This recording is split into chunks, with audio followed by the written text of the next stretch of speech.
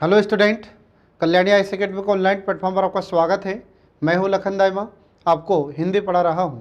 Friend, Hindi एक ऐसा subject है जो आपके एसआई के एग्ज़ाम के लिए, सीटेट के एग्ज़ाम के लिए, फिर इसके बाद में आपके संविदा के एग्ज़ाम के लिए, पीसीएस पीएससी के एग्ज़ाम के लिए बहुत ही इंपॉर्टेंट है।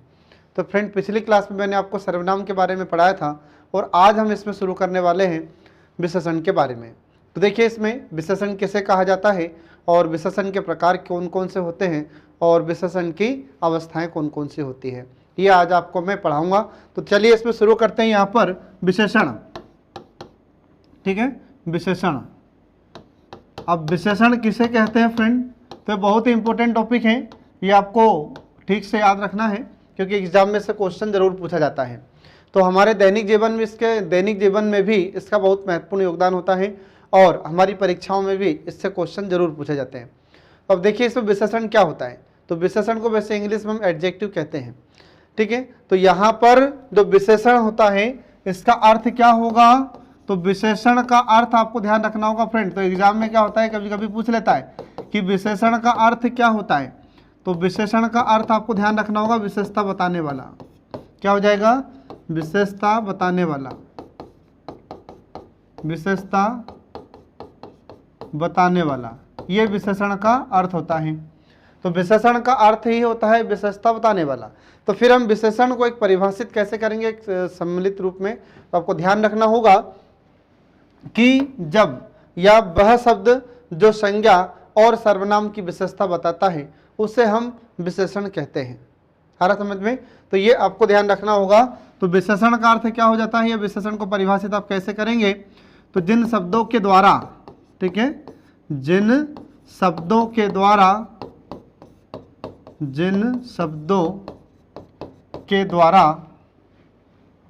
संज्ञा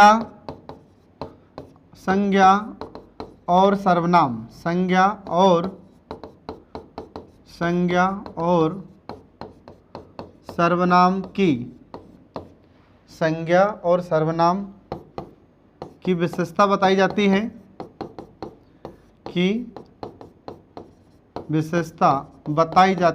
उसे हम विशेषण कहते हैं। तो विशेषण क्या होता है एक्चुअल में? तो जो संज्ञा और सर्वनाम की विशेषता बताता है उसे हम विशेषण कहते हैं। ये आपको ध्यान रखना होगा फ्रेंड। अब मैं आपको एक वाक्य के माध्यम से आपको समझाता हूँ, ठीक है, कि इसमें विशेषण क्या होगा। तो देखिए यहाँ पर कि जैसे मैंने बोला उदाहरण, ठीक है, तो उदाहरण अब यहाँ पर हम लिख रहे हैं कि जैसे हमने बोला कि राम, हमने लिखा यहाँ पर राम अच्छा लड़का है, ठीक है। यहाँ पर क्या हो गया? राम अच्छा लड़का है। तो अब इसमें विशेषण क्या होगा? तो आपको ध्यान रखना है कि विशेषण हो जाएगा यहाँ पर अच्छा। विशेषण क्या होगा? अच्छा। तो यहाँ पर जो अच्छा शब्द है ये हो जाता है विशेषण। तो ये किसकी विशेषता बता रहा है? राम की। तो राम क्या है यहाँ पर? ये संज्ञा हो जाता है। तो राम की विशेषता बता रहा है अच्छा। तो अच्छा यहाँ पर क्या हो जाएगा? ये विशेषण होता है। आ रहा समझ में? तो ये आपको ध्यान रखना होगा। तो जो संज्ञा और सर्वनाम की विशेषता बताता है उसे हम विशेषण कहते हैं। तो यहाँ तो मैंने आपको बताया यहाँ पर राम। अब लेकिन हम राम नाम न लेते हुए हम डायरेक्ट बोल देते कि वह अच्छा है, ठीक है। तो हमने बोला कि वह अच्छा है, वह अच्छा आदमी है, या वह बहुत अच्छा है, जैसा भी आप बोलना चाहें। तो वह अच्छा है। तो अब यहाँ पर जो सर्वनाम है ये वह, तो अब यहाँ पर फिर विशेषण क्या हुआ? तो विशेषण है यहाँ पर अच्छा। आ रहा समझ में? तो हम देखते हैं कि विशेषण क्या होगा यहाँ पर? तो विशेषण है अच्छा। तो अच्छा जब यहाँ पर आया है तो यह किसकी विशेषता बता रहा है? वह की, मतलब सर्वनाम की। तो जब संज्ञा और सर्वनाम की विशेषता जिन शब्दों के द्वारा बताई जाती है तो उसे हम विशेषण कहते हैं। ये आपको ध्यान रखना होगा, ठीक है फ्रेंड। तो ये तो मैंने बताया आपको यहाँ पर विशेषण के बारे में। अब आपको विशेषण और विशेष्य में अंतर पता होना चाहिए कि विशेषण किसे कहते हैं। ये तो मैंने आपको बता दिया है, लेकिन विशेष्य क्या होगा इसको भी जानना आपको जरूरी होगा। तो देखिए यहाँ पर विशेषण, ये तो मैं आपको बता चुका हूँ कि जो विशेषता बताता है। फिर इसके बाद में दूसरा हो जाता है विशेष्य। दूसरा क्या हो जाता है? विशेष्य। तो हम देखते हैं यहाँ पर कि जो विशेषण होता है ये तो क्या करता है? विशेषता बताता है। तो विशेषता बताने वाला ये कहलाता है विशेषण। तो फिर हम विशेष्य किसे कहते हैं? तो विशेष्य कहते हैं जिसकी विशेषता बताई जाती है, जिसकी विशेषता बताई जाती है उसे हम विशेष्य कहते हैं, जिसकी विशेषता बताई जाती है। तो ये आपको ध्यान रखना होगा, ठीक है। तो अब मैं एक उदाहरण से आपको यहाँ पर समझाता हूँ कि उदाहरण देखिए कि श्याम अच्छा, ठीक है। या अपन ने दूसरा लिख दिया कि श्याम बुरा है, ठीक है। तो अब यहाँ पर हमने लिखा कि श्याम बुरा है, तो अब हम यहाँ पर विशेषता किसकी बता रहे हैं? श्याम की। तो इसमें विशेषण क्या हुआ? तो पहले आपको याद रखना है कि विशेषण हो जाएगा यहाँ पर बुरा। विशेषण क्या हो जाएगा? बुरा। तो यहाँ पर किसकी विशेषता बता रहे हैं? संज्ञा की, मतलब श्याम की यहाँ पर विशेषता बताई जा रही है। तो श्याम कैसा है? तो हमने बोला कि बुरा है, तो बुरा यहाँ पर क्या हो जाएगा? विशेषण। अब किसकी विशेषता बता रहे हैं कि कौन बुरा है? तो हमने बोला कि श्याम बुरा है, तो श्याम यहाँ पर क्या हो जाएगा? तो श्याम हो जाएगा यहाँ पर विशेष्य। आ रहा समझ में? तो जिसकी विशेषता बताई जाती है उसको कहते हैं विशेष्य, और जो विशेषता बताता है उसे हम कहते हैं विशेषण। तो विशेषण शब्द यहाँ पर क्या हो जाएगा? बुरा, और विशेष्य क्या हो जाएगा यहाँ पर? श्याम। ये आपको ध्यान रखना होगा फ्रेंड, ये होता है विशेष्य और विशेषण। अब इसके बाद देखिए प्रविशेषण क्या होता है फिर, ठीक है।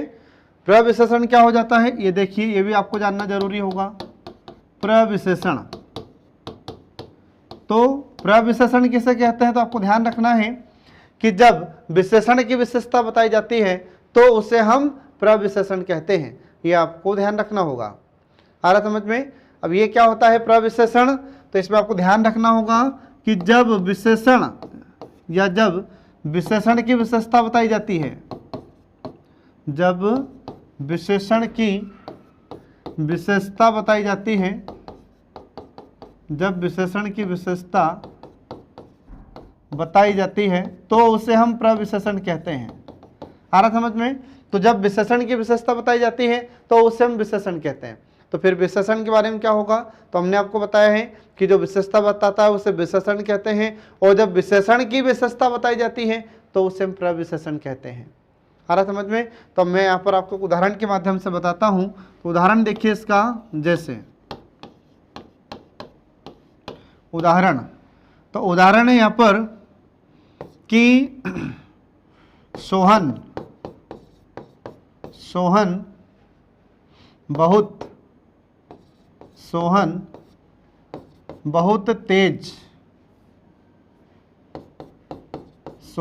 तेज दौड़ता है, ठीक है। तो यहाँ पर बहुत तेज दौड़ता है, तो हमने बोला कि यहाँ पर तेज क्या हो गया? तेज यहाँ पर क्या हो जाएगा? विशेषण। तेज क्या हो जाएगा? विशेषण। और विशेष क्या हो जाएगा? सॉरी, यहाँ पर विशेषण क्या हो गया? तेज। और बहुत क्या है यहाँ पर? प्रविशेषण। प्रविशेषण। और फिर विशेष क्या हो जाता है? तो विशेष हो जाता है यहाँ पर सोहन, ठीक है, विशेष्य। तो अब आपको यहाँ पर ध्यान रखना है कि देखो हमने अभी थोड़ी देर पहले बोला था कि मोहन अच्छा लड़का है, तो मोहन अच्छा लड़का है तो अच्छा तो हुआ विशेषण, ठीक है। अब यहाँ पर प्रविशेषण क्या होगा? तो जब विशेषण की भी विशेषता बताई जाती है तो वहां पर होता है प्रविशेषण। अब हम यहाँ पर देख रहे हैं कि तेज क्या है? तो तेज यहाँ पर हो जाता है विशेषण। तो सोहन बहुत तेज दौड़ता है, तो तेज हो गया यहाँ पर विशेषण। फिर प्रविशेषण क्या होगा? तो प्रविशेषण होगा यहाँ पर बहुत तेज तो दौड़ता है लेकिन बहुत तेज दौड़ता है। आ रहा समझ में? तो इसलिए यहाँ पर जो बहुत है ये क्या हो जाएगा? बहुत यहाँ पर प्रविशेषण होता है। इसके बाद फिर ऐसे ही अगला मैं आपसे कहूँ कि राम बहुत तेज पढ़ता है, तो बहुत यहाँ पर क्या हो जाएगा? प्रविशेषण। ये आपको ध्यान रखना होगा, ठीक है फ्रेंड। तो इस प्रकार से हम देखते हैं कि यहाँ पर ये विशेषण का अर्थ और प्रविशेषण का अर्थ मैंने आपको बताया है। अब इसके बाद देखिए कि विशेषण के प्रकार कितने होते हैं। तो देखिए इसमें विशेषण के प्रकार, अगला आ जाता है देखिए विशेषण के प्रकार। तो विशेषण के प्रकार कितने होते हैं ये देखिए इसमें। तो विशेषण के 4 प्रकार होते हैं, ठीक है। कौन कौन से होते हैं 4 प्रकार, ये देखिए। विशेषण के 4 प्रकार होते हैं। तो 4 प्रकार कौन कौन से होते हैं देखिए। तो पहला प्रकार होता है गुणवाचक विशेषण, पहला है गुणवाचक विशेषण। दूसरा है संख्यावाचक विशेषण, दूसरा है संख्यावाचक विशेषण। तीसरा हो जाता है परिमाणवाचक विशेषण, परिमाणवाचक विशेषण। और इसके बाद फिर तीसरा प्रकार हो जाता है इसका सार्वनामिक विशेषण, सार्वनामिक विशेषण। ऐसे इसके 3 प्रकार, ऐसे इसके 4 प्रकार होते हैं किसके, विशेषण के। तो इसमें सबसे पहला हम शुरू करते हैं गुणवाचक विशेषण। तो कई बार तो क्या होता है फ्रेंड, आपसे एग्जाम में क्वेश्चन पूछ लिया जाता है कि बताइए कि विशेषण के प्रकार कितने हैं। तो आपको पहले तो इसके प्रकार याद रखना होगा कि 4 प्रकार है। कई बार ऐसा भी एग्जाम में क्वेश्चन आता है कि बताइए विशेषण के प्रकार कितने हैं, तो आपको 4 प्रकार याद रखना होगा। तो 4 प्रकार कौन कौन से हैं, तो ये आपको ध्यान रखना होगा। गुणवाचक विशेषण, संख्यावाचक विशेषण, परिमाणवाचक विशेषण और सार्वनामिक विशेषण। ये 4 प्रकार आपको ध्यान रखना होगा। अब इसमें हम शुरू कर रहे हैं सबसे पहले गुणवाचक विशेषण, ठीक है। तो पहला प्रकार यहां पर देखिए गुणवाचक विशेषण। पहला हो जाता है गुणवाचक विशेषण, पहला हो जाता है गुणवाचक विशेषण। अब गुणवाचक विशेषण किसे कहते हैं, तो जिन विशेषण शब्दों से संज्ञा या सर्वनाम के गुण, दोष, उसकी स्थिति या दशा का बोध होता है तो उसे हम गुणवाचक विशेषण कहते हैं। ये आपको ध्यान रखना होगा, ठीक है। तो क्या होता है यहाँ पर गुणवाचक विशेषण का अर्थ, तो जिन विशेषण शब्दों से, ठीक है, जिन विशेषण शब्दों से संज्ञा और सर्वनाम, शब्दों से संज्ञा और सर्वनाम, ठीक है, संज्ञा और सर्वनाम के गुण, दोष या स्थिति, ठीक है, स्थिति का बोध होता है उसे हम, स्थिति का बोध होता है उसे हम गुणवाचक विशेषण कहते हैं। तो इसमें क्या होगा गुणवाचक विशेषण में, तो इसमें गुणवाचक विशेषण में हम देखते हैं कि इसमें हमें संज्ञा या सर्वनाम, ठीक है, तो संज्ञा और सर्वनाम के गुण या उनकी विशेषता जो भी होगी, तो उनके गुण का, उनके दोष का, उनकी स्थिति के बारे में हमें पता चलता है। तो यहाँ पर यह गुणवाचक विशेषण कहलाता है। आ रहा समझ में। अब गुण कैसा होगा, तो गुण अच्छा भी होता है, ठीक है। इसके बाद फिर दोष क्या होंगे, तो बुरे होते हैं। और फिर स्थिति, तो हमने बोला कि जैसे अमीर है, गरीब है, ये भी क्या हो जाएगा, सब गुणवाचक विशेषण होते हैं। तो अब यहाँ पर देखिए इसमें गुणवाचक विशेषण कौन कौन से होते हैं। तो गुणवाचक विशेषण में अपन देखते हैं कि जैसे अब यही हमने बोल दिया गुणवाचक, हमने बता दिया यहाँ पर कुछ गुणवाचक विशेषण होते हैं। तो गुणवाचक कैसे होते हैं, तो हमने बोला कि अच्छा, अच्छा, बुरा, ठीक है, इसके बाद फिर भला, फिर इसके बाद में अत्याचारी, अत्याचारी या पापी बोलते हैं साम, ठीक है। तो ये सब क्या होगा, ये होगा सब गुणवाचक विशेषण होगा।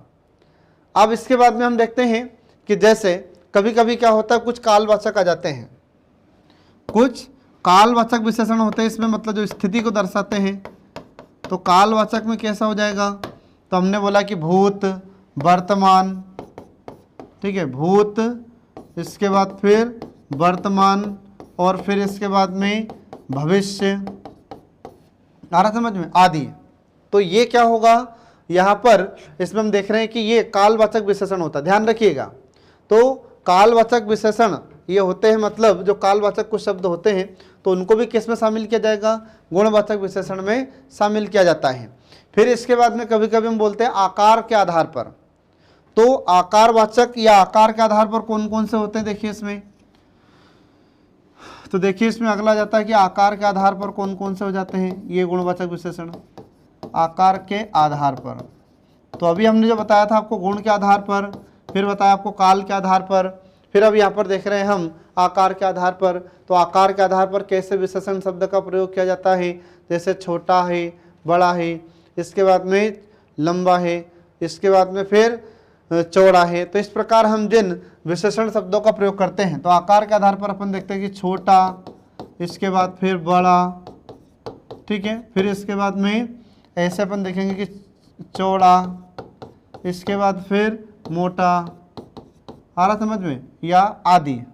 तो इस प्रकार से जिन सर्वनाम, जिन विशेषण शब्दों का हम प्रयोग करते हैं, तो ये किस प्रकार के होते हैं, तो ये आकार के आधार पर होते हैं। तो जैसे हमने बोला कि राम छोटा लड़का है, तो छोटा यहाँ पर क्या हो जाएगा, विशेषण है।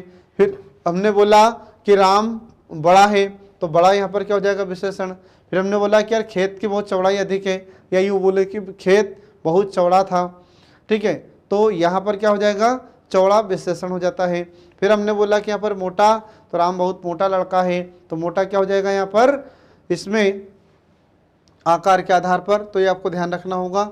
अब इसके बाद फिर ऐसे भी आगे हम देखते हैं कि जैसे ऐसे फिर अगला जाता है, कभी कभी हम बोल देते हैं कि जैसे कुछ स्थिति के आधार पर होता है। तो स्थिति के आधार पर कैसे होता है, तो देखिए इसमें स्थिति के आधार पर भी विशेषण शब्दों का प्रयोग किया जाता है। फ्रेंड आपको ध्यान रखना होगा, स्थिति के आधार पर। अब स्थिति के आधार पर कैसे होता है, तो हमने बोला कि जैसे कोई गरीब होता है, कोई अमीर होता है, आ रहा समझ में, तो भी आपको ध्यान रखना होगा। तो जैसे हमने बोला कि गरीबी है, ठीक है, या गरीब है, तो वह भी क्या हो जाएगा, विशेषण होगा। फिर हमने बोला कि अमीर है, तो यह भी क्या हो जाएगा, स्थिति के आधार पर इन विशेषण शब्दों का प्रयोग किया जाता है। तो ये आपको इसमें ध्यान रखना होगा फ्रेंड। तो हमने बोला कि राम अमीर है, तो अमीर यहाँ पर क्या हो जाएगा, विशेषण। तो विशेषण तो है, पर यहाँ पर किस आधार पर होगा, तो स्थिति के आधार पर होगा। फिर हमने बोला कि मोहन गरीब है, तो गरीब यहाँ पर विशेषण है, पर किस प्रकार पे या किस आधार पर हम इसको कह रहे हैं, तो स्थिति के आधार पर इसको कहा जाता है। तो इस प्रकार से हम देखते हैं, इसको अलग अलग भाग में हम डिवाइड कर देते हैं, अलग अलग आधारों पर इसको बताया जाता है। तो ये यहाँ पर गुणवाचक विशेषण समाप्त हो जाता है फ्रेंड। तो एग्जाम में आपसे क्वेश्चन कैसे पूछा जाएगा, तो एग्जाम में आपसे क्वेश्चन पूछा जाता है कि मोहन अच्छा लड़का है, तो अच्छा यहाँ पर क्या हो जाएगा, विशेषण। तो विशेषण तो है, पर कौन सा विशेषण है, तो आपको ध्यान रखना होगा, गुणवाचक विशेषण होगा। ठीक है फ्रेंड। अब इसके बाद देखिए अगला दूसरा प्रकार देखिए यहाँ पर विशेषण का। तो दूसरा प्रकार आ जाता है विशेषण का संख्यावाचक विशेषण। दूसरा प्रकार है संख्यावाचक विशेषण। अब संख्यावाचक विशेषण किसे कहते हैं, संख्यावाचक विशेषण किसे कहा जाता है, तो जिन विशेषण शब्दों से संज्ञा या सर्वनाम की संख्या के बारे में पता चलता है या संख्या का बोध होता है, तो उसे हम संख्यावाचक विशेषण कहते हैं। ये आपको ध्यान रखना होगा। अब इसका एक उदाहरण देखिए। तो हमने यहाँ पर बोला कि संख्यावाचक विशेषण क्या है, तो हमने देखा कि यहाँ पर जिन विशेषण शब्दों से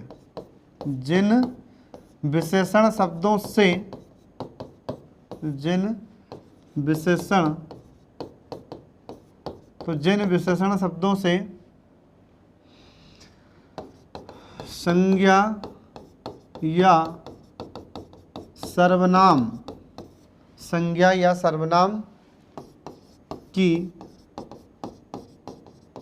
संख्या का बोध होता है, तो उसे हम संख्यावाचक विशेषण कहते हैं। तो जिन विशेषण शब्दों से या तो संज्ञा की संख्या का पता चलेगा या फिर सर्वनाम की संख्या का पता चलता है, तो उसे हम संख्यावाचक विशेषण कहते हैं। तो मैं यहाँ पर एक उदाहरण आपको बता रहा हूँ। तो उदाहरण से देखिए यहाँ पर इसका उदाहरण। तो उदाहरण मैंने यहाँ पर लिख दिया, उदाहरण लिखा यहाँ पर कि दो बच्चे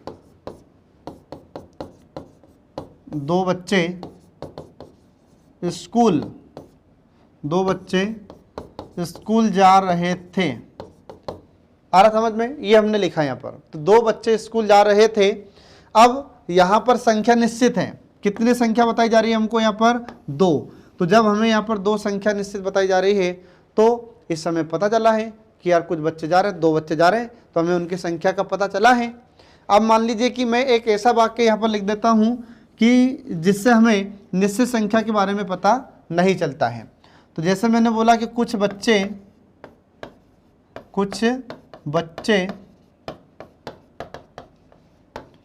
स्कूल जा रहे थे, तो कुछ बच्चे स्कूल जा रहे थे, तो अब यहाँ पर संख्या का बोध हमें नहीं होता, ठीक है। तो इसी आधार पर फिर इसको संख्यावाचक विशेषण को 2 प्रकार में बांट दिया जाता है।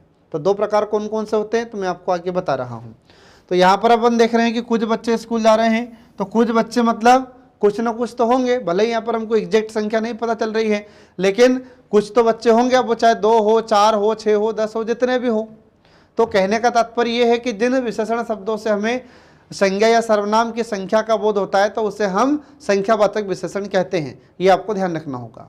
अब इसके बाद में जो संख्यावाचक विशेषण होता है तो इसके प्रकार कितने होते हैं, तो इसके 2 प्रकार होते हैं। देखिए इसमें जो संख्यावाचक विशेषण होता है इसके 2 प्रकार होते हैं। तो 2 प्रकार इसके कौन से होते हैं, ये देखिए जो संख्यावाचक विशेषण होता है इसके 2 प्रकार होते हैं। तो 2 प्रकार कौन कौन से हो जाते हैं फ्रेंड, तो पहला देखिए यहाँ पर एक निश्चित संख्यावाचक और दूसरा हो जाता है अनिश्चित संख्यावाचक विशेषण। पहला हो जाएगा निश्चित संख्यावाचक विशेषण और दूसरा हो जाता है अनिश्चित संख्यावाचक विशेषण। तो ऐसे इसके 2 प्रकार होते हैं। आ रहा समझ में। तो इसमें हम पहला प्रकार शुरू कर रहे हैं निश्चित संख्यावाचक विशेषण। तो निश्चित संख्यावाचक विशेषण में क्या होता है, तो इसमें हमें संज्ञा या सर्वनाम की निश्चित संख्या का बोध होता है तो उसे हम निश्चित संख्यावाचक विशेषण कहते हैं। इसके बाद फिर दूसरा होता है अनिश्चित संख्यावाचक विशेषण। तो जिन विशेषण शब्दों से हमें किसी भी संज्ञा या सर्वनाम की निश्चित संख्या पता नहीं चलती है तो उसे हम अनिश्चित संख्यावाचक विशेषण कहते हैं, ये आपको ध्यान रखना होगा। तो अब देखिए इसमें किस प्रकार के शब्दों का हम उपयोग करते हैं। तो देखिए यहाँ पर पहले हम शुरू कर रहे हैं इसमें अनिश्चित संख्या पहले शुरू कर रहे हैं हम निश्चित संख्यावाचक विशेषण। निश्चित संख्यावाचक विशेषण। अब जो निश्चित संख्यावाचक विशेषण होता है तो ये हम किसे कहते हैं, तो वह विशेषण या जिन विशेषण शब्दों से वह विशेषण जिससे हमें निश्चित संख्या का बोध होता है, ठीक है। तो वह विशेषण जिससे हमें निश्चित संख्या का बोध होता है, तो किसका बोध होगा हमें, तो हमें संज्ञा या सर्वनाम। तो जिन विशेषण शब्दों से हमें संज्ञा या सर्वनाम की निश्चित संख्या का बोध होता है, निश्चित संख्या का बोध होता है, संख्या का बोध होता है, उसे हम निश्चित संख्यावाचक विशेषण कहते हैं। तो इसमें क्या होगा, हमें संज्ञा या जो भी सर्वनाम है उनका हमें निश्चित बोध होगा। आ रहा समझ में। तो कैसे, ये मैं आपको उदाहरण से समझाता हूँ। तो उदाहरण देखिए यहाँ पर, उदाहरण हम यहाँ पर बोलेंगे कि 2, फिर इसके बाद 3, फिर इसके बाद 4, फिर इसके बाद में यहाँ पर 2 गुना, फिर इसके बाद में बोलेंगे 4 गुना या 4 गुना बोल देंगे या 3 गुना बोल देते हैं। आ रहा समझ में। तो कुल मिलाकर बात यह है कि जब हमें निश्चित संख्या का पता चलेगा तो वहां पर निश्चित संख्यावाचक विशेषण कहलाएगा। तो अब इसको मैं वाक्य में आपको बनाकर बताता हूं। देखिए जैसे हमने बोला कि कक्षा में, उदाहरण मैंने लिखा यहाँ पर कि कक्षा में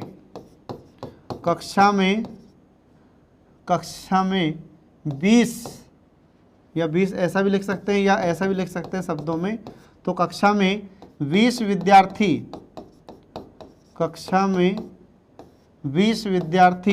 बैठे थे, ठीक है। अब यहाँ पर हमें निश्चित संख्या के बारे में पता चल रहा है। तो निश्चित संख्या क्या है यहाँ पर 20। तो जब यहाँ पर हमें विद्यार्थियों की संख्या निश्चित पता चल रही है तो इसमें कौन सा विशेषण हो जाएगा, तो यहाँ पर निश्चित संख्यावाचक विशेषण होगा। आ रहा समझ में। तो ऐसे ही अगर हम बोलें कि इंदौर, ठीक है, तो इंदौर एक शहर है और ऐसे अपन देखते हैं कि छोटा शहर मान लीजिए कि हम देवास को मान लेते हैं, तो देवास भी शहर है और इंदौर भी शहर है। तो हम अगर बोलें कि इंदौर देवास से 2 गुना बड़ा है, आ रहा समझ में, तो हमने यहाँ पर लिखा कि इंदौर देवास से 2 गुना बड़ा है, 2 गुना बड़ा है। तो अब यहाँ पर आप मुझे ये बताइए कि इसमें विशेषण क्या है। तो हमको यहाँ पर बताना है कि विशेषण तो है ये 2 गुना, तो 2 गुना यहाँ पर विशेषण तो है, पर कौन सा, यहाँ पर ये निश्चित संख्यावाचक विशेषण होगा। ये क्या हो जाएगा, निश्चित संख्यावाचक विशेषण होगा। तो क्यों होगा निश्चित संख्यावाचक विशेषण, क्योंकि हमें यहाँ पर इसकी निश्चित संख्या के बारे में पता चल रहा है, हमें इसकी निश्चित संख्या के बारे में पता चल रहा है कि क्या है। तो हमने बोला कि 2 गुना बड़ा है, और अगर हम यह बोलते कई गुना है तो वो अनिश्चित वाचक में चला जाता। ये आपको ध्यान रखना होगा, ठीक है फ्रेंड। तो ऐसे आपको ध्यान रखना है कि जब हमें विशेषण के माध्यम से या जिन विशेषण शब्दों से हमें किसी संज्ञा या सर्वनाम की निश्चित संख्या का पता चलता है तो वहाँ पर ये निश्चित संख्यावाचक विशेषण होता है, और जिससे हमें निश्चित संख्या का पता नहीं चलता है तो उसे हम अनिश्चित संख्यावाचक विशेषण कहते हैं। आ रहा समझ में। तो ये आपको ध्यान रखना होगा। अब इसके बाद देखिए अनिश्चित संख्यावाचक विशेषण। तो दूसरा प्रकार हो जाता है संख्यावाचक विशेषण का अनिश्चित। दूसरा प्रकार हो जाता है अनिश्चित संख्यावाचक विशेषण। अनिश्चित संख्यावाचक विशेषण, तो ये इसके ऐसे अगला प्रकार है दूसरा प्रकार, ठीक है। तो संख्यावाचक विशेषण का दूसरा प्रकार होता है अनिश्चित संख्यावाचक विशेषण। इसमें क्या होगा, तो जिन विशेषण शब्दों से हमें किसी भी संज्ञा या सर्वनाम की निश्चित संख्या का बोध नहीं होता तो उसे हम अनिश्चित संख्यावाचक विशेषण कहते हैं। ये आपको ध्यान रखना होगा। तो देखिए यहाँ पर कि जिन विशेषण शब्दों से जिन विशेषण शब्दों से संज्ञा या सर्वनाम, ठीक है, संज्ञा या सर्वनाम की निश्चित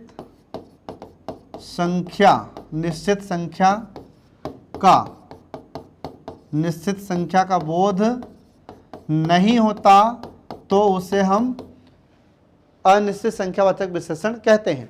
तो इसमें क्या होगा, तो हमें विशेषण से जो भी संज्ञा होगी या सर्वनाम होगी तो इसके निश्चित संख्या के बारे में हमें पता नहीं चलता है, इसलिए इसे हम अनिश्चित संख्यावाचक विशेषण कहते हैं। ये आपको ध्यान रखना होगा फ्रेंड, ठीक है। तो इस प्रकार से हम देखते हैं कि यहाँ पर मैंने आपको इसका अर्थ बताया है। अब कुछ वाक्यों के माध्यम से मैं आपको समझाता हूँ। तो देखिए यहाँ पर हम उदाहरण इसका लिखते हैं। तो इसमें उदाहरण में किस प्रकार के शब्दों का प्रयोग किया जाता है, तो हम बोलते हैं जैसे कुछ, कई, ऐसे हम शब्दों का इसमें प्रयोग करते हैं, कुछ या कई, ठीक है। तो अब कुछ, कई, अब हम इसका प्रयोग कैसे करेंगे, तो देखिए, तो हमने बोला कि कुछ लोग जा रहे थे,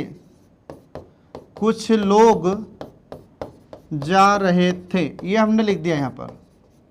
अब कुछ लोग जा रहे थे तो कुछ मतलब कितने, कुछ संख्या पता चल रही क्या, नहीं, कुछ भी संख्या में यहाँ पर पता नहीं चल रही है, तो इसलिए इसमें कौन सा विशेषण होगा, अनिश्चित संख्यावाचक विशेषण। फिर इसके बाद में हमने बोला कि यहाँ पर कई, अब कई मतलब तो हम बोलते हैं कि कई चीजें रखी हुई थी, ठीक है, कई,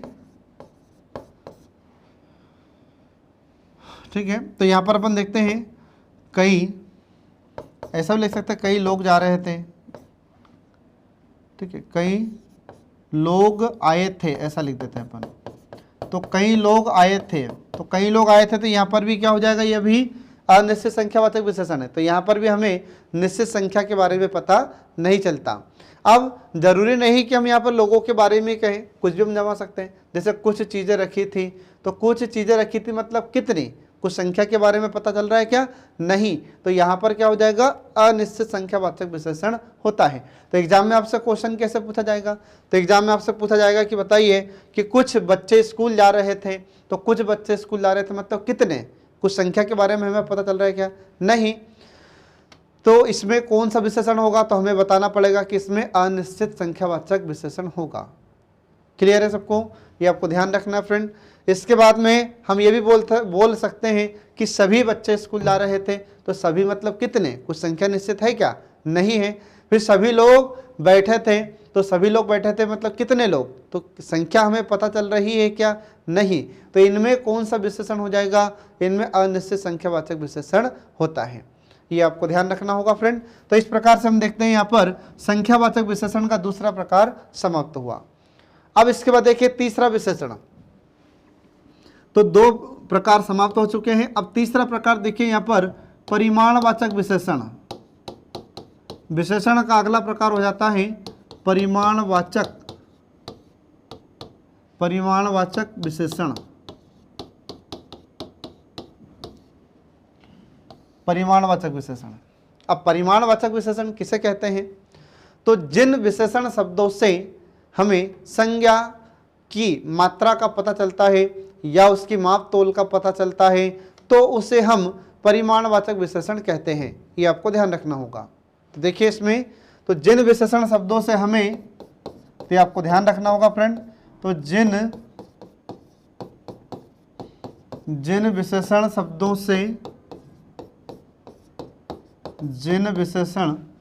से संज्ञा की मात्रा या माप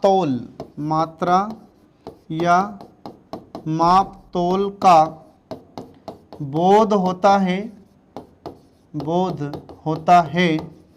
तो उसे हम परिमाणवाचक विशेषण कहते हैं। तो इसमें क्या होगा, तो इसमें हम देखेंगे कि इन विशेषण शब्दों से हमें किसी भी संज्ञा की मात्रा का पता चलेगा या फिर उसके माप तोल का हमें पता चलता है। तो आपको ध्यान रखना होगा। अब यहाँ पर जिस परिमाण शब्द हमने लिखा है, जिस परिमाण शब्द को लिखा गया है, तो इस परिमाण का अर्थ जानते हैं आप लोग, एक परिमाण शब्द होता है और एक परिणाम होता है। तो कई बार क्या होता है कि स्टूडेंट यह कंफ्यूज हो जाता है कि यार परिमाण का अर्थ क्या है और परिणाम का अर्थ क्या है। तो परिमाण का अर्थ होता है मात्रा, क्या हो जाता है फ्रेंड, जो परिमाण शब्द होता है इसका अर्थ हो जाता है मात्रा या मापतोल, मात्रा या मापतोल। फिर दूसरा होता है परिणाम, तो परिणाम का मतलब क्या हो जाता है, नतीजा, इंग्लिश में इसको रिजल्ट कहते हैं। तो ये इसमें दोनों में अंतर होता है फ्रेंड, ठीक है। तो आपको ध्यान रखना है कि परिमाण क्या होता है और परिणाम क्या होता है, ठीक है। तो इस प्रकार से हम देखते हैं कि यहाँ पर इसका अर्थ मैंने आपको बताया कि परिमाणवाचक विशेषण किसे कहते हैं, तो जिन विशेषण शब्दों से हमें किसी संज्ञा की मात्रा का पता चलता है या उसके मापतोल का पता चलता है, तो उसे हम परिमाणवाचक विशेषण के नाम से जानते हैं, ठीक है। अब मैं आपको यहाँ पर एक उदाहरण के माध्यम से आपको समझाता हूँ। तो उदाहरण मैंने यहाँ पर लिखा कि मोहन 4 लीटर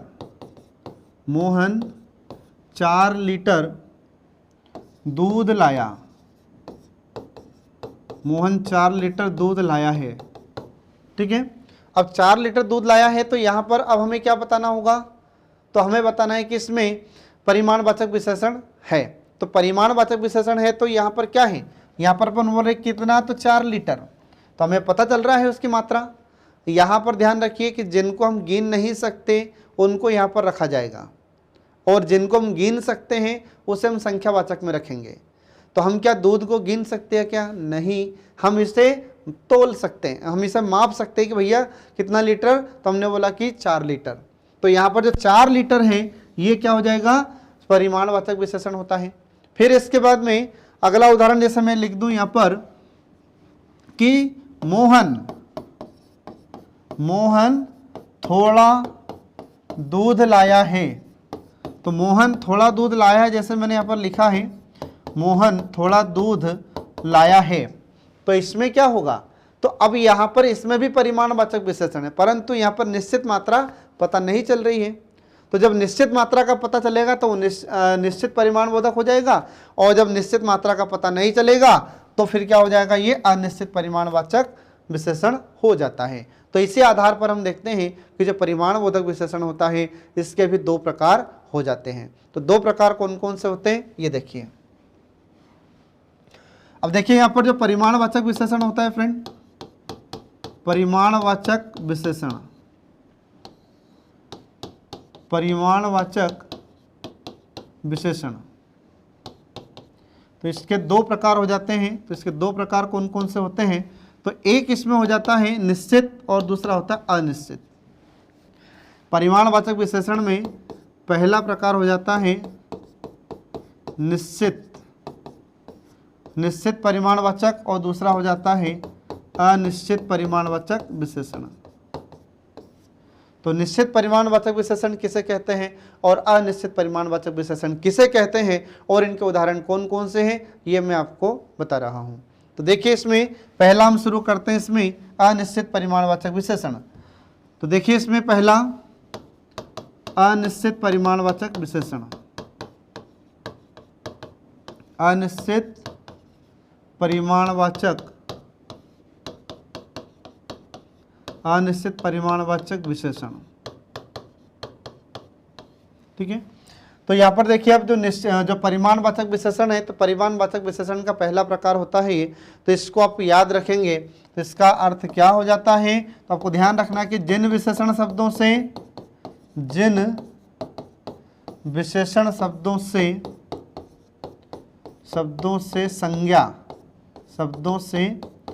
संज्ञा की निश्चित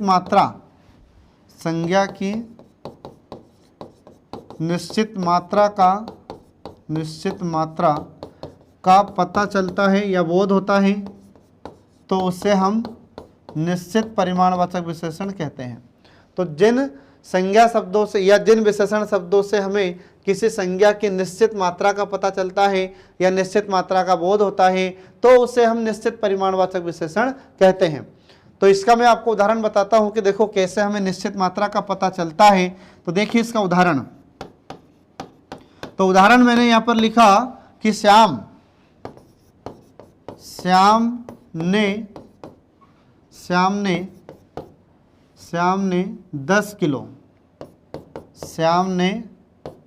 10 किलोग्राम शक्कर खरीदी, ठीक है। तो यहां पर हमने लिख दिया है कि श्याम ने 10 किलोग्राम शक्कर खरीदी। तो अब शक्कर यह किस प्रकार का पदार्थ है, तो यह परिमाणवाचक होता है, मतलब हम इसको तौल सकते हैं, हम इसे गिन नहीं सकते, ठीक है।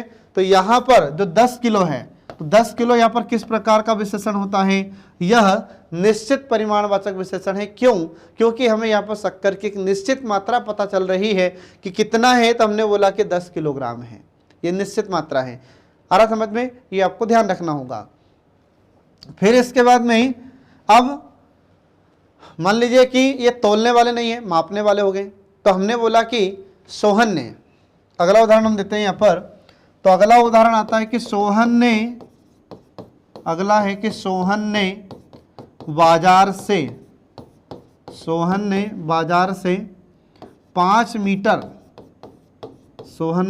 से 5 मीटर कपड़ा खरीदा, 5 मीटर कपड़ा खरीदा, ठीक है। तो अब यहाँ पर क्या कहा जा रहा है, तो यहाँ पर कहा जा रहा है कि सोहन ने कितना मीटर कपड़ा खरीदा, तो बोले कि 5 मीटर।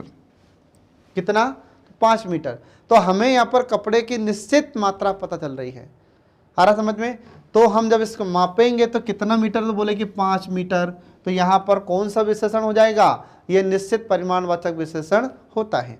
तो एग्जाम में आपसे ऐसे क्वेश्चन पूछे जाएंगे। तो एग्जाम में क्वेश्चन दे दिया जाएगा कि सोहन ने बाजार से 5 मीटर कपड़ा खरीदा था, तो बताइए इसमें 5 मीटर किस प्रकार का विशेषण होता है। तो आपको ध्यान रखना होगा कि यह संख्यावाचक विशेषण है, और संख्यावाचक विशेषण में निश्चित संख्यावाचक विशेषण होता है, ये आपको ध्यान रखना होगा, ठीक है फ्रेंड। तो ऐसे में बहुत सारे उदाहरण आपको बता सकते हैं जिसमें हमें निश्चित मात्रा का पता चलता है। तो जैसे मैं आपसे ये कहूँ कि सोहन बाजार से 10 किलो चावल खरीद कर लाया। अब 10 किलो चावल खरीद कर लाया है, तो यहाँ पर इसमें कौन सा विशेषण हो जाएगा? निश्चित परिमाणवाचक विशेषण होगा। अब इसके बाद में जैसे मैं आपसे बोलूँ कि जैसे मोहन ने, ठीक है, जैसे मोहन ने 5 किलो या फिर 10 किलो कह सकते हैं, तो मोहन ने 10 किलोग्राम, ठीक है, मोहन ने 10 किलोग्राम घी खरीदा, ठीक है, तो 10 किलोग्राम घी खरीदा है। तो हमें भी यहाँ पर अब घी की एक निश्चित मात्रा के बारे में पता चल रहा है। तो निश्चित मात्रा क्या है यहाँ पर? 10 किलोग्राम। निश्चित मात्रा क्या है? 10 किलोग्राम। आ रहा समझ में? तो इसलिए इसमें कौन सा विशेषण हो जाएगा? तो इसमें निश्चित परिमाणवाचक विशेषण होता है, ये आपको ध्यान रखना होगा फ्रेंड, ठीक है। तो इस प्रकार से यहाँ पर मैंने आपको निश्चित परिमाणवाचक विशेषण के बारे में बताया है और इसके उदाहरण बताए हैं आपको। तो एग्जाम में क्वेश्चन कैसे पूछा जाएगा? तो एग्जाम में आपसे इसकी डेफिनेशन भी पूछी जा सकती है या उदाहरण दिया जाएगा और आपसे पूछा जाएगा कि बताइए इसमें संख्यावाचक का या इसमें विशेषण जो होता है, संख्यावाचक विशेषण होता है, तो इसमें संख्यावाचक विशेषण का कौन सा प्रकार है, तब आपको बताना होगा इसमें निश्चित परिमाणबोधक। तो ठीक है फ्रेंड, तो इस प्रकार से आपसे क्वेश्चन में एग्जाम में पूछा जा सकता है कि एक वाक्य दिया जाएगा और पूछा जाए कि जैसे मोहन ने बाजार से 5 किलो चावल खरीदा है, तो बताइए इसमें कौन सा विशेषण होगा। तो आपको ध्यान रखना है कि इसमें निश्चित परिमाणबोधक विशेषण होता है, ठीक है। अब इसके बाद देखिए इसमें आगे, तो अगला प्रकार आ जाता है अनिश्चित परिमाणबोधक विशेषण। अनिश्चित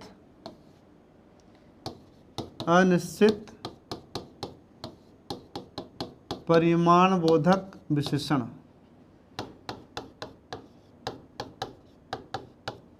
अब जो अनिश्चित परिमाणबोधक विशेषण होता है, तो इसका मतलब क्या हुआ? तो सीधी सी बात है कि जिन विशेषण शब्दों से हमें किसी भी संज्ञा या किसी वस्तु की निश्चित मात्रा का बोध नहीं होता है, तो उसे हम अनिश्चित परिमाणबोधक विशेषण कहते हैं। तो आपको ध्यान रखना होगा। तो जिन विशेषण शब्दों से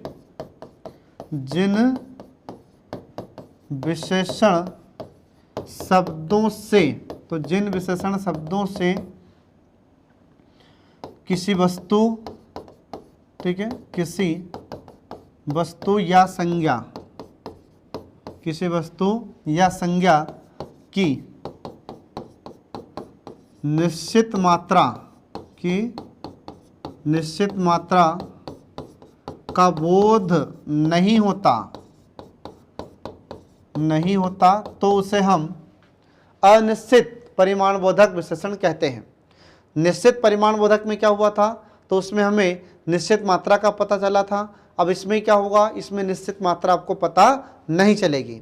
तो उदाहरण के लिए हमने लिखा यहाँ पर, उदाहरण देखिए इसका, तो हमने लिखा यहाँ पर कि थोड़ा, उदाहरण हम लिख रहे हैं यहाँ पर कि थोड़ा घी ले आना। तो थोड़ा घी ले आना मतलब क्या? कितना? कुछ संख्या पता हमें कुछ मात्रा पता चल रही है क्या? नहीं। तो हम बोल रहे हैं कि थोड़ा घी ले आना, तो कितना घी ले आना? कुछ मात्रा पता चल रही है इसकी? नहीं। तो इसमें कौन सा विशेषण हो जाएगा? तो इसमें हो जाता है अनिश्चित परिमाणबोधक विशेषण होता है, ये आपको ध्यान रखना होगा। फिर हमने बोला कि जैसे हमने बोला कि सभी, हमने बोला कि सब या सभी, तो सब का प्रयोग भी करते हैं और सभी का प्रयोग भी करते हैं। तो सब दूध ले आओ, सब दूध ले आओ। तो सब दूध ले आओ मतलब कितना लाओ? तो जैसे मान लीजिए कि मोहन के पिताजी ने मोहन से कहा कि मोहन सब दूध ले आओ, या सारा दूध ले आओ, या पूरा दूध ले आओ। तो इसमें कौन सा विशेषण होगा? तो इसमें अनिश्चित परिमाणबोधक विशेषण होगा, क्योंकि हमें यहाँ पर उसकी निश्चित मात्रा पता नहीं चल रही है। तो इसलिए आपको ध्यान रखना होगा फ्रेंड। तो एग्जाम में आपसे क्वेश्चन ऐसे पूछा जा सकता है कि बताइए सब दूध ले आओ, तो इसमें बताइए कौन सा विशेषण होगा? तो अनिश्चित परिमाणबोधक विशेषण होता है, ये आपको ध्यान रखना होगा, ठीक है फ्रेंड। तो इस प्रकार से यहाँ पर यह परिमाण बोधक विशेषण भी समाप्त हो जाता है। अब इसके बाद फिर देखिए चौथा प्रकार विशेषण का चौथा प्रकार आ जाता है। जैसे तो विशेषण का चौथा प्रकार है सार्वनामिक विशेषण। सार्वनामिक विशेषण। अब सार्वनामिक विशेषण किसे कहते हैं? तो सार्वनामिक विशेषण को पढ़ने से पहले आपको यह पता होना चाहिए कि जो सार्वनामिक शब्द किससे मिलकर बना है। तो यहाँ पर जो सार्वनामिक शब्द है यह किससे मिलकर बना है? सर्वनाम से। किससे मिलकर बना है फ्रेंड? तो सर्वनाम से। तो मैंने आपको पिछली क्लास में सर्वनाम के बारे में पढ़ाया था। तो सर्वनाम किसे कहते हैं? जो संज्ञा के बदले प्रयुक्त होते हैं या जो संज्ञा के बदले में आते हैं या संज्ञा के बदले इनका प्रयोग किया जाता है, तो हम उसे सर्वनाम कहते हैं। जैसे मोहन, श्याम, घनश्याम, सीता, गीता, कमला, विमला इत्यादि के नाम लेते हैं, तो हम इनका नाम न लेते हुए बोले कि यह, वह, ये, वे, तो ये क्या हो जाएगा? सर्वनाम। तो अब यहाँ पर क्या होगा? तो जब सर्वनामी विशेषण का कार्य करते हैं तो उसे हम सार्वनामिक विशेषण कहते हैं। ये आपको ध्यान रखना होगा। जो सार्वनामिक विशेषण है तो इसका अर्थ क्या हो जाता है फ्रेंड? तो आपको ध्यान रखना है कि जब सर्वनाम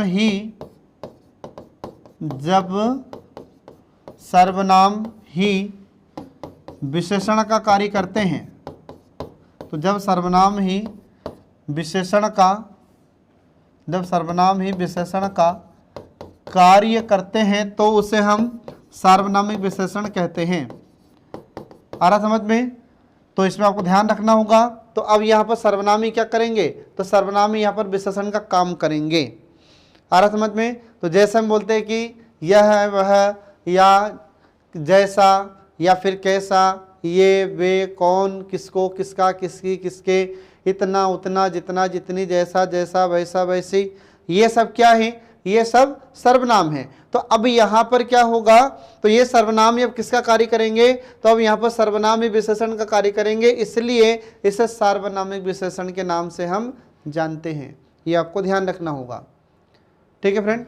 तो जैसे मैं उदाहरण के लिए आपसे कहूँ यहाँ पर आपसे कहूँ कि हमने ऐसा आदमी नहीं देखा या ऐसा आदमी नहीं देखा, ऐसा आदमी नहीं देखा, तो ऐसा आदमी नहीं देखा, तो अब इसमें सर्वनाम क्या है? तो सर्वनाम है यहाँ पर ये ऐसा, और यहाँ पर ऐसा ही अब क्या करेगा? यहाँ पर यह विशेषण का कार्य करेगा। किसका कार्य करेगा? विशेषण का। तो जब सर्वनाम ही विशेषण का कार्य करता है तो उसे हम कहते हैं सार्वनामिक विशेषण। ये आपको ध्यान रखना होगा फ्रेंड। ठीक है? अब जो सार्वनामिक विशेषण होता है तो वह कितने प्रकार का होता है? तो ये 2 प्रकार का होता है। तो इसके 2 प्रकार कौन से होते हैं? ये देखिए इसमें अगला देखिए इसमें इसके प्रकार। तो जो सार्वनामिक विशेषण होता है, सार्वनामिक विशेषण, तो जो सार्वनामिक विशेषण होता है, सार्वनामिक विशेषण, इसके 2 प्रकार हो जाते हैं। 2 प्रकार कौन कौन से हो जाते हैं? तो देखिए पहला प्रकार हो जाता है मौलिक या मूल। पहला प्रकार हो जाता है मौलिक सार्वनामिक विशेषण या मूल सार्वनामिक विशेषण भी इसको कहा जाता है, और दूसरा हो जाता है यौगिक सार्वनामिक विशेषण। ऐसे इसके 2 प्रकार होते हैं। आ रहा समझ में? तो पहला प्रकार है इसमें मौलिक सार्वनामिक विशेषण और दूसरा हो जाता है यौगिक सार्वनामिक विशेषण। तो आपको पहले तो यही याद रखना होगा कि सार्वनामिक विशेषण के 2 प्रकार कौन से होते हैं। एग्जाम में आपसे पूछा जा सकता है कि बताइए सार्वनामिक विशेषण के प्रकार कितने होते हैं? तो 2 प्रकार याद रखना है, और इनके नाम क्या है यह भी आपको याद रखना होगा। तो अब इसमें पहला हम शुरू करते हैं मौलिक सार्वनामिक विशेषण।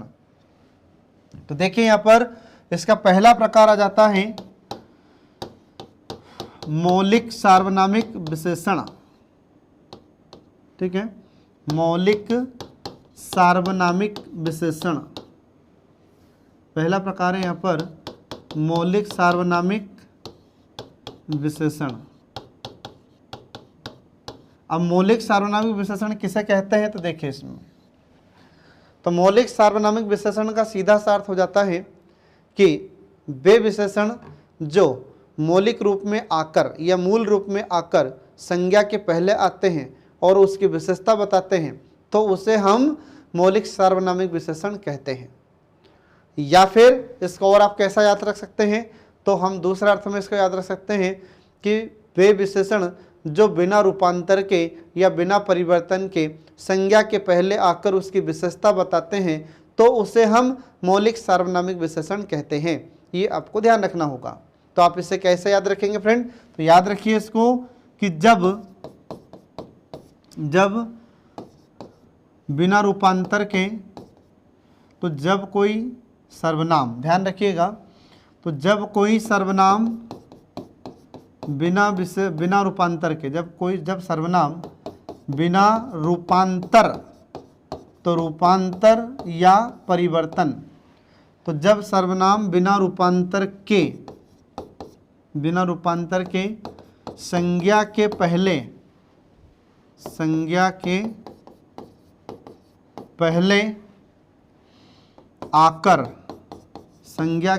आकर उसकी विशेषता बताते हैं,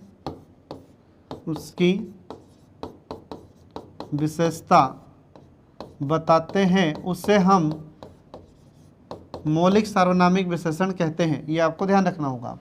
तो मौलिक सार्वनामिक विशेषण क्या है, तो सीधी सी बात है, सरल शब्दों में आपको ध्यान रखना होगा कि जब सर्वनाम बिना रूपांतर के या बिना परिवर्तन के किससे पहले आएंगे, तो संज्ञा के पहले आते हैं और फिर क्या करेंगे, तो संज्ञा की विशेषता बताते हैं तो उसे हम कहते हैं मौलिक सार्वनामिक विशेषण। ये आपको ध्यान रखना होगा फ्रेंड। तो एग्जाम में आपसे क्वेश्चन पूछा जा सकता है कि मौलिक सार्वनामिक विशेषण किसे कहते हैं, तो आपको ध्यान रखना है।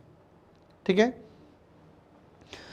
तो अब मौलिक सार्वनामिक विशेषण होते कौन कौन से हैं, तो जो बिना रूपांतर के आते हैं, तो आपको ध्यान रखना है कि जैसे यह, तो उदाहरण आपका देखें यहाँ पर कि जैसे हमने बोला कि यह, तो यह किस प्रकार का सर्वनाम है, मौलिक, मतलब इसमें कोई परिवर्तन करके हमने यहाँ पर नहीं लिखा। तो यह है, वह है, यह, वह, कौन, आ रहा समझ में।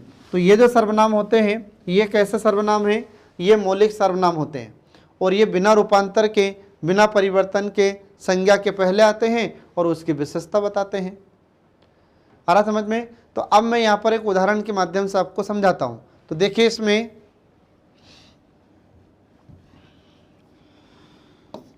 हमने लिखा यहाँ पर कि यह घर मेरा है।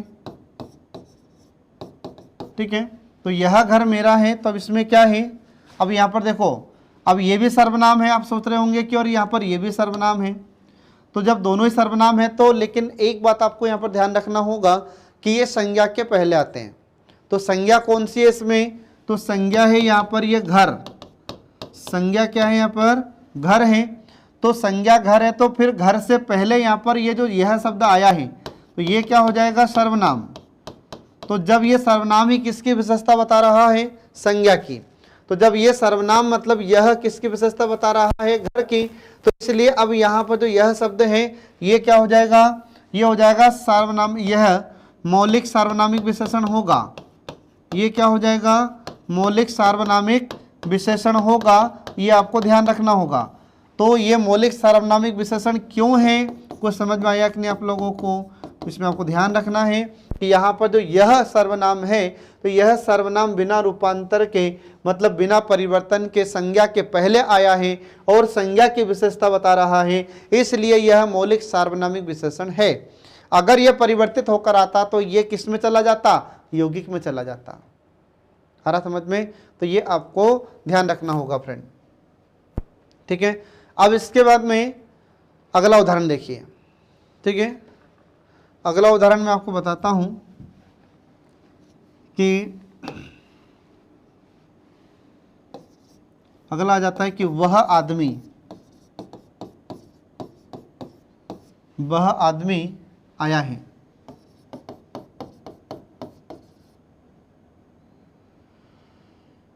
या यूं लिख सकते हैं कि वह आदमी काम करता है।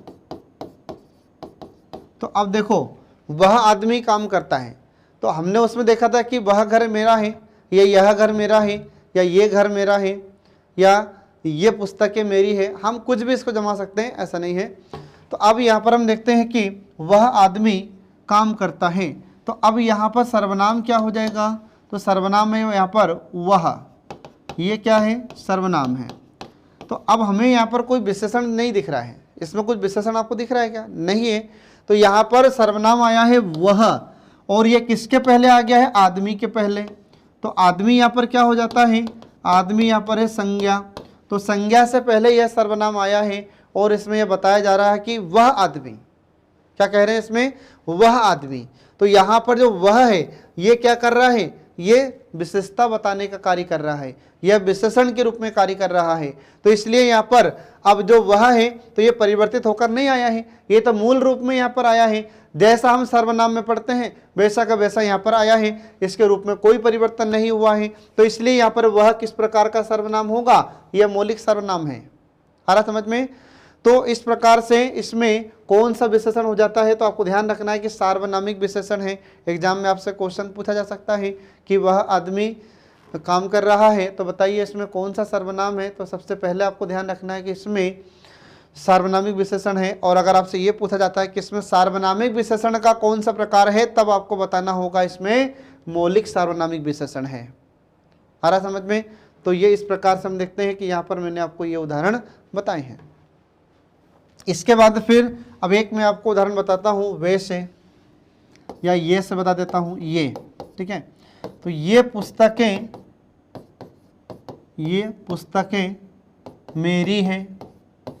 अब यहाँ पर ये हमने बोल दिया कि ये पुस्तकें मेरी हैं, तो ये यहाँ पर क्या है, ये है यहाँ पर सर्वनाम, क्या है यहाँ पर सर्वनाम है। और पुस्तकें यहाँ पर क्या हो जाएगा, तो पुस्तकें हैं यहाँ पर संज्ञा। तो किससे पहले आया है, यह सर्वनाम संज्ञा के पहले आया है। और यहाँ पर जो ये शब्द आया है, तो ये मतलब ये जो सर्वनाम है ये वैसा का वैसा ही है जैसे हमने सर्वनाम में इसको पढ़ा था।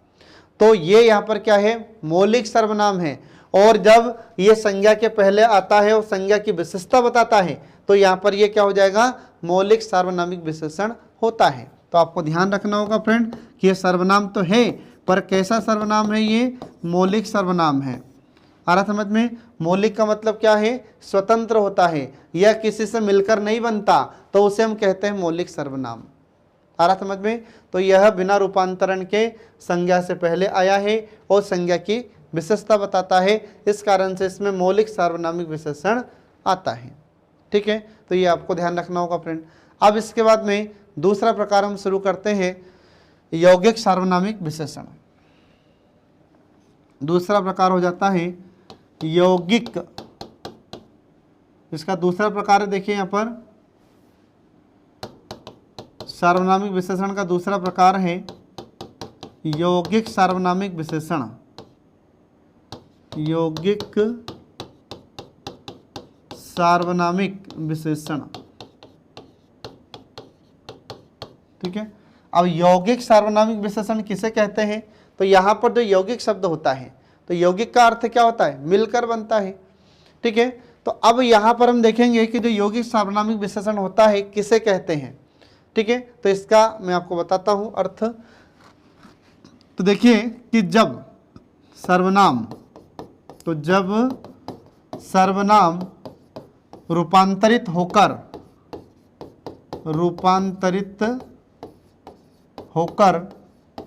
जब सर्वनाम रूपांतरित होकर संज्ञा के पहले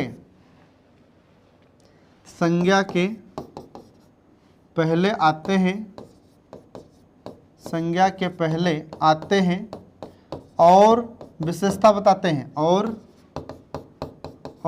उसकी विशेषता बताते हैं, और उसकी विशेषता बताते हैं, तो उसे हम विशेषता बताते हैं, तो उसे हम यौगिक सार्वनामिक विशेषण कहते हैं। तो इसमें क्या होगा फ्रेंड, तो इसमें आपको ध्यान रखना है कि अब ये जो सर्वनाम होंगे ये रूपांतरित होकर आएंगे और किससे पहले लगेंगे, तो उस संज्ञा के पहले आते हैं और उस संज्ञा की विशेषता बताते हैं, इसलिए इसे यौगिक सार्वनामिक विशेषण हम कहते हैं। ठीक है, तो अब आप सोच रहे होंगे कि यार यौगिक सर्वनामिक विशेषण कैसा होता है। तो जैसे हमने बोला कि ऐसा, कैसा, जितना, उतना, ठीक है, इसके बाद में इतना, उतना, ये सब क्या है, ये यौगिक सार्वनामिक विशेषण होते हैं, क्योंकि ये तो परिवर्तित होकर रूपांतरित होकर बने हैं।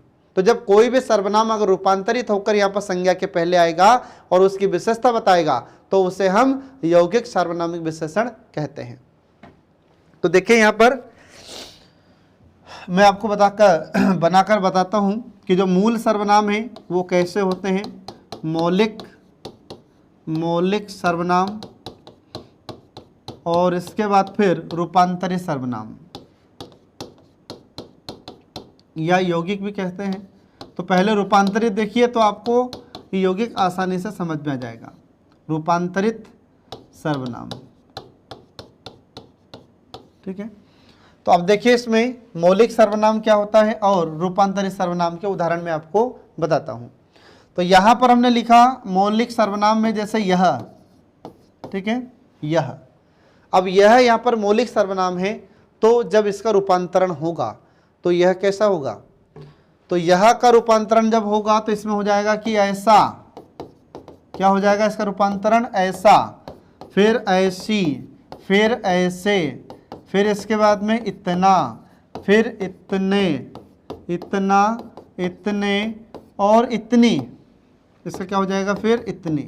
तो ये इस प्रकार से इसका रूपांतरण होगा।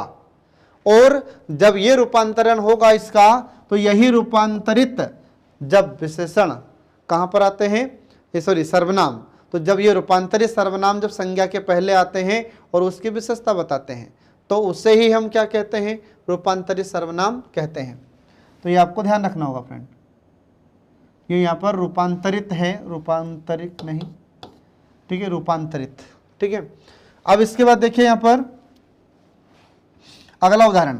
तो ये तो बताया मैंने आपको यह का। अब मैं आपको बताता हूँ जैसे वह, तो वह यहाँ पर मौलिक सर्वनाम है और जब इसका रूपांतरण होगा तो क्या होगा, तो ऐसे ही बनाना है आपको जैसे वह है। तो जब इस वह का रूपांतरण होगा तो यह क्या बनेगा, वैसा, क्या बनेगा, वैसी, और क्या बनेगा इसका, वैसे, और क्या बनेगा फिर। अब यहाँ पर यह का इतना, उतना, ठीक है, यह का इतना, इतनी, इतने बने थे, तो वह का क्या बनेगा, उतना, उतनी, उतने, इसका क्या हो जाएगा, उतना बनेगा, उतना, उतनी और उतने, ये सब इसके रूपांतरित रूप होते हैं। तो ये आपको ध्यान रखना होगा फ्रेंड। फिर इसके बाद में अगला जाता है जैसे जो, तो जो का क्या हो जाएगा, तो जो का हो जाएगा जैसा, जैसी, जैसे, जितना, जितनी, जितनी, आ रहा समझ में, जितना, जितनी, जितने, जैसा, जैसी, जैसे, ये इसका रूपांतरित रूप होगा। फिर इसके बाद में ऐसे अपन देखते हैं कि कौन, तो कौन यहाँ पर मौलिक सर्वनाम होगा और इसका रूपांतरित रूप क्या होगा, तो कैसा, कैसी, कैसे, कितना, कितनी, कितने, ये इसका रूपांतरित रूप होता है। और जब यही रूपांतरित रूप संज्ञा के पहले आते हैं और संज्ञा की विशेषता बताते हैं तो उसे हम यौगिक सार्वनामिक विशेषण कहते हैं। ये आपको ध्यान रखना होगा, ठीक है। तो मैं आपको यहाँ पर एक उदाहरण के माध्यम से बताता हूं। तो देखिए इसका उदाहरण क्या होगा। उदाहरण हमने लिख दिया यहाँ पर कि कैसा घर चाहिए, ठीक है। यहां पर हमने बोला कि कैसा घर चाहिए। तो अब आप यहां पर बताइए कि जो कैसा है, तो कैसा यहां पर क्या है, सर्वनाम है। तो सर्वनाम तो है, पर कैसा सर्वनाम है, यहां पर यह रूपांतरित होकर आया है। कैसा आया है, ये रूपांतरित होकर आया है। तो अभी थोड़ी देर पहले ही मैंने आपको बताए हैं कि रूपांतरित क्या होते हैं, तो ये इनके रूप में परिवर्तन होता है। तो इसका जो मौलिक सर्वनाम होता है कैसा का, तो वो क्या होगा, कौन होगा, और कौन से फिर इसका रूपांतरण हुआ तब बना यह कैसा, कैसी, कैसे, कितना, कितनी, कितने, ये जब बाद में बना। और पहले क्या था, ये पहले तो ये कैसा था। आ रहा समझ में। तो ये आपको इसमें ध्यान रखना होगा फ्रेंड। तो हमने बोला कि कैसा घर चाहिए, तो यहां पर ये किसके पहले आ गया, ये संज्ञा के पहले, घर के पहले आ गया। और यहाँ संज्ञा की मतलब घर की विशेषता बता रहा है, तो इसलिए इसमें यौगिक सार्वनामिक विशेषण होता है। एग्जाम में आपसे क्वेश्चन ऐसे पूछे जाएंगे, एग्जाम में ऐसा वाक्य आपको दे दिया जाएगा और आपसे पूछा जाएगा कि बताइए इसमें कौन सा विशेषण है। तो आपको ध्यान रखना है सार्वनामिक विशेषण है, और सार्वनामिक विशेषण का कौन सा प्रकार है तब आपको याद रखना होगा यौगिक सार्वनामिक विशेषण है। ठीक है फ्रेंड। अब इसके बाद में एक और इसका अगला उदाहरण मैं बताता हूं। तो जैसे देखिए कि ऐसा आदमी नहीं देखा यार, ऐसा आदमी नहीं देखा, ऐसा आदमी नहीं देखा। ठीक है। अब ऐसा आदमी नहीं देखा, तो इसमें अब यहाँ पर जो सर्वनाम आया है तो यहाँ पर किस प्रकार से है, मौलिक सर्वनाम है या फिर रूपांतरित है। तो यहाँ पर जो ऐसा है यह है सर्वनाम, रूपांतरित होकर आया है, परिवर्तित होकर आया है, इसलिए यह कौन सा सर्वनाम हो जाएगा, यह यौगिक सर्वनाम होगा। आ रहा समझ में। तो ऐसा यहाँ पर ये जो सर्वनाम आया है, सर्वनाम तो है पर किस प्रकार का सर्वनाम है ये, तो ये यौगिक सर्वनाम है, यह रूपांतरित है, और रूपांतरित होकर यह किससे पहले आया है, तो ये क्रिया यहाँ पर संज्ञा से पहले, ये किससे पहले आया है, संज्ञा से पहले आया है, और इस संज्ञा की मतलब आदमी की विशेषता बता रहा है, इसलिए इसमें यौगिक सर्वनाम, यौगिक सार्वनामिक विशेषण होता है। तो एग्जाम में आपसे क्वेश्चन पूछा जाएगा, ऐसा आपको एक वाक्य दिया जाएगा और पूछा जाएगा कि बताइए इसमें सार्वनामिक विशेषण का कौन सा प्रकार है, तब आपको बताना होगा इसमें यौगिक सार्वनामिक विशेषण होता है। ठीक है। तो ये कैसे पहचानते हैं ये मैंने आपको अभी थोड़ी देर पहले बताया है। तो जो मौलिक सर्वनाम होते हैं वे अलग होते हैं, और फिर रूपांतरित मतलब उनके रूप में परिवर्तित होकर आते हैं तो उसे रूपांतरित कहते हैं। ठीक है। तो सीधी सिंपल भाषा में याद रखेंगे कि मौलिक सर्वनाम क्या होंगे, तो जो स्वतंत्र होते हैं, ठीक है, बिना परिवर्तन के संज्ञा के पहले आते हैं और उसकी विशेषता बताते हैं, तो मौलिक सार्वनामिक विशेषण होगा। फिर यौगिक सार्वनामिक विशेषण क्या होगा, तो ये रूपांतरित होकर संज्ञा के पहले आते हैं और उसकी विशेषता बताते हैं, तो उसे हम यौगिक सार्वनामिक विशेषण कहते हैं। तो ये आपको ध्यान रखना होगा फ्रेंड। ठीक है। तो इस प्रकार से हम देखते हैं कि यहाँ पर यह विशेषण का टॉपिक समाप्त हो जाता है। अब इस विशेषण की जो अवस्थाएं हैं, ठीक है, तो जैसे जो विशेषण होता है इसकी अवस्थाएं होती है मूल अवस्था, उत्तर अवस्था और इसके बाद फिर उत्तम अवस्था। तो ये मैं आपको नेक्स्ट वीडियो में पढ़ाऊंगा। तब तक के लिए नमस्कार।